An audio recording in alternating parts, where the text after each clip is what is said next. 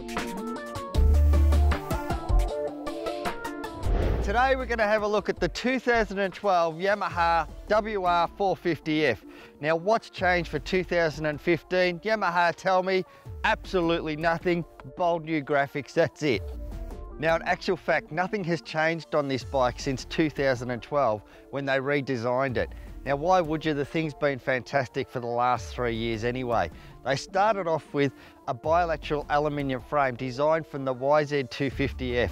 Now it's been changed a little bit for enduro specs, but this really does give the bike some sensational handling in the tight stuff in Australian terrain, especially this single sort of bush that we get in Australia. It really does work well with that. Now some of the other things that they've changed on the WR450 is front and rear suspension twin chamber from the YZ motocross range. This really does give this suspension a good beef up. A lot of memories come back from 2012, and that was how well this bike feels for somebody like me. You know, I know I'm a little bit shorter. It certainly feels like it's a 250 when you're sitting on it. You know, the ergos for me are perfect.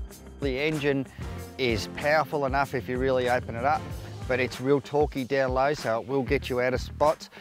When I did hit some big logs or any big bumps, it really soaked them up well, and certainly jumping when you come down off a jump, it soaked it up very, very well.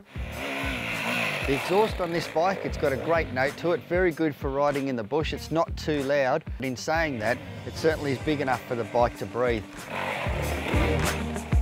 It's got nice wide foot pegs. I really like that. Keeps you planted for when you're sort of going through a bit of the single track and it gets a little bit tricky.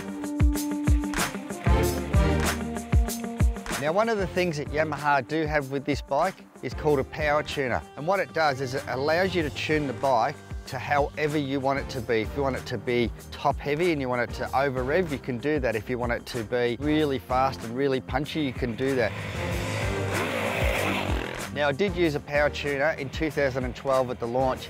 It's very easy to use, it's quite small, it's robust, it's easy to put in your backpack. It's very easy to pull it out, put it into the bike, tune the bike so you might want to tame it down a little bit so you get a little bit more traction through the slippery stuff.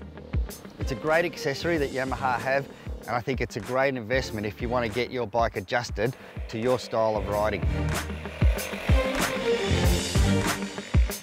Now after saying all of that, who's this bike suited for? It does everything very well in the bush, so really from probably intermediate to an advanced rider, this bike is absolutely fantastic. For a beginner, WR450 does a beginner suit. I don't think there's too many out there at all, but this one, if you were going to get a 450 and a beginner, this is not a bad option to look at.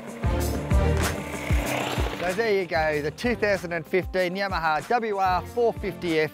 Now it hasn't changed a lot since 2012 as we said, but why would you? It's the highest selling enduro bike for 2014. So if you're in the market for a 450, head down to your local Yamaha dealer and check it out. It's worth having a look. For all your motorcycle insurance needs, visit swanmotorcycle.com.au.